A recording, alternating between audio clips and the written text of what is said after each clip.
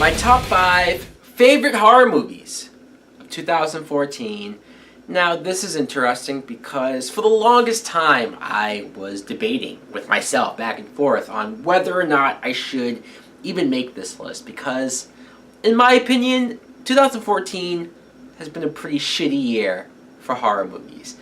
I haven't seen a whole lot of good horror movies. In fact, it was a struggle to make this top 5. And I'm not claiming I've seen every single horror movie, but the ones I've seen, yikes. I thought last year was bad, but in comparison, last year was pretty fucking awesome for horror movies. So let's get this list started. At number 5, As Above, So Below. And even when I think back to my review for this movie, I don't even think I was all that complimentary. I think I complained more than not. But thinking back to it, and because I had to pick 5 movies, I thought this wasn't bad. I mean, there were things that I liked about it. For nothing else, I really liked the premise. I liked that this girl wanted to go exploring the catacombs of Paris. I think that's a creepy idea, just seeing what's down there and then these characters getting trapped and buried there. Fascinating. Now, I remember not being too thrilled about there being a supernatural element to it. Probably in retrospect, it probably makes sense that what else would be down there? You know, are you going to have like some killer down there or something? Like, it probably makes sense that there are some type of spirits or ghosts or demons, and that's kind of what they did. So I can't really be all too upset by that. And then the ending wasn't depressing. It wasn't like everybody dies. Could not believe that. So the movie deserves points for that. Coming in at number 4, Joyride 3 Roadkill. Here's a movie that, why should it belong on a top anything list? Well, it's one of the only slashers we got this past year. And for nothing else, I will praise this movie for being a slasher. And the second movie I didn't care for, but the first movie I love. Now, this can't touch the first movie, for sure. That was not even like real horror, it was a thriller, and it still scared me more than anything. This third one, I think, works because it's more creepy, in my opinion, to have a real flesh and blood guy who, I mean, this just seems like it could happen, right? A crazy trucker who's just fucked in the head, and when he gets pissed off by random people on the road, he has nothing better to do, so he will kill them. And because he can get away with it. Now, I also like that this movie had cops involved and actually trying to do something, being aware of it and being involved. That's something different. And the way how he killed these people were creative. There was moments where it almost felt like a Saw movie, some of the devices that he had them hung up on and whatnot. So, there you go. At number 3, See No Evil 2. And here's a film that, like, why did this take so long? The first See No Evil I liked. I thought it was fun, I thought it was cool, and it made almost the most money, I think, from these WWE movies. So it's amazing that it's taken, 7, 8 years to make this. And I like Kane as this big hulking serial killer. I like his look now with the mask. He looks even more threatening. It's another slasher, so it's going to get extra points for that. Also, the cast, you have Catherine Isabelle, who I just think is hot. Sure, she's a slut in this movie, but why not? And Danielle Harris as the main character. This movie will win for Danielle Harris. I love her. I like that she is this girl. It's her birthday, so like the worst luck ever. But she is trying to survive the night, and I'm not a fan of the ending. I'm really not. But it doesn't hurt the movie. I think the film does have a lot going for it all throughout. At number 2, a huge surprise. I never would have thought this film would have been so high on the list either. Cabin Fever Patient Zero. Holy crap. This is a direct-to-DVD horror movie, and as much as I would like to be more open-minded about those movies, because I'm sure they're not all bad, the majority of the ones that I've seen have been pretty shitty, between the acting or the effects or even the poor quality of story writing. It's what should I get excited about? And even after that second movie, holy shit, was that just fucking atrocious. This third film, though, kind of brought it back to its roots. And I'm not going to say I cared a whole lot about these characters, but they were a lot more real and relatable than I've seen in a while. It's just this group of guys and one girl.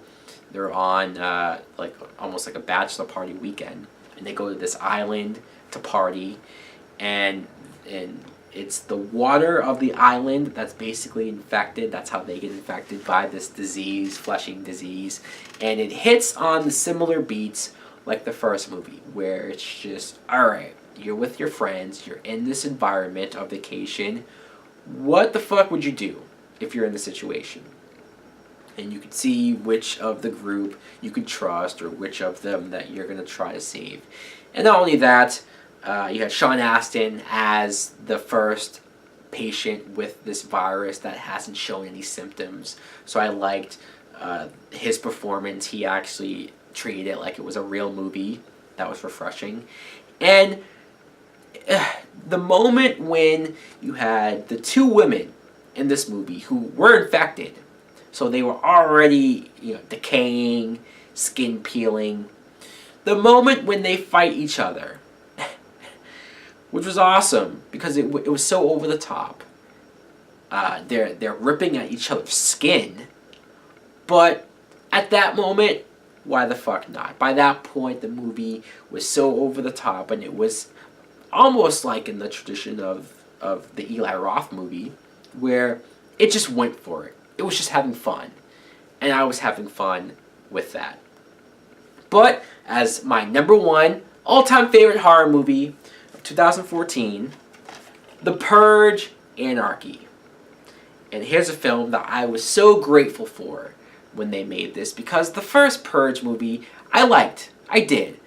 I mostly liked it for the idea, the premise, the whole thing about in the future the government has made this whole purge thing that has been effective on the society, and it's one night where people are allowed legally to kill, to get their aggression out.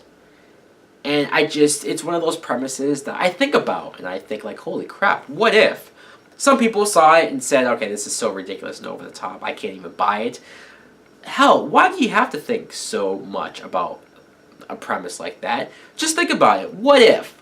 I thought that was cool. But people complain that there wasn't enough to it, that it just focused on the one house. I agree. I do agree with that. So this movie listened to those complaints, and they took it bigger. They went into the city, and they even took it to the poorer part of the city, which I liked also. It's not the rich suburban area. It's the lower end. It's the people who can't afford that high-level security. And it's the people who, you see what the government does, how they need to make sure that people do die. A lot of people die on this night. They go in, they take people from their homes, and they deliver them to rich people who are willing to bid and buy their way to do whatever they want. Just all of that was pretty trippy. I loved the Anarchy-like group who was standing up and rebelling and just fighting against authority. All of that I liked a lot. And then you have Frank Grillo, the main actor, who I'm just going to call the Punisher, because that's who he was. A year ago, his son was killed by this guy, and so he was going to exact revenge on this night. And he's such a badass. He's such a great actor. He's the best actor in this movie. I really enjoyed how he went out on this night with this one mission, and he gets caught up. He ends up saving a bunch of people that wasn't really a part of the plan, but he couldn't help himself. And the whole night, he ends up protecting these people. There's a lot to like about this film, and there's a lot of brutal deaths and kills and blood and gore. It does not hold back on all of it. Even the gangs, the people roaming the streets who are just getting off on doing whatever they have to do. Again, great stuff. I really, really enjoyed this film. I wouldn't mind a third, fourth movie as long as they keep it at this level. So guys, that's my top 5 favorite horror movies of 2014. I admit, I wish the list was better. I wished I liked more movies from this past year. If you guys have seen a horror film from this past year that I neglected to mention, maybe I just haven't seen it, please let me know. I am totally open to seeing a halfway decent horror movie. I'm almost begging for it. Anyways, guys, let me know in the comments below what are some of your favorite horror movies from 2014. Thanks for watching. Like, comment, subscribe. Later.